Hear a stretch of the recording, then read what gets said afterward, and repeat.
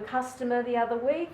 He's picking it up to take to his mother's place next week. So I'm preparing the machine for it to be taken away. Now, when transporting a machine, especially a heavy-headed vintage machine like this, it's always good to remove the sewing machine from the cabinet. Remember, they're two separate things. So the way to do that is you loosen off, you lift the machine up on its hinges like so, then you loosen off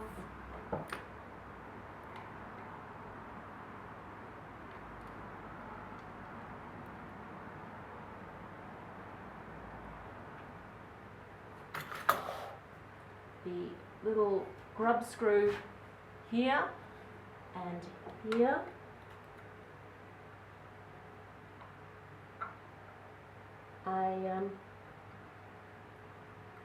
At the end of this video, I'll do a little close-up of those screws or show you a photo. I've got a description of this on my website, cindykit.com.au. That's CYNDYKITT.com.au, where I have some pictures. So, little grub screw here, little grub screw there. Both of those are loosened off. Remove the belt from the wheel. Sometimes it might be a tight squeeze. You may find occasionally such a squeeze around the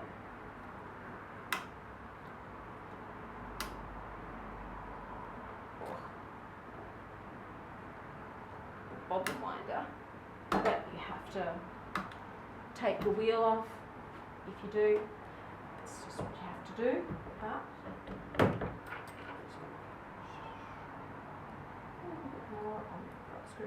so you don't take the grub screws out completely. So don't know if you can see that, but that grub screw there and that grub screw there, and that loosens the grip on the hinge pins. Oh. So there are the hinge pins, and if you do that, you're less likely to damage your cabinet and less likely to damage the machine when you're transporting it, because basically most of the weight is in that machine, not in the cabinet. And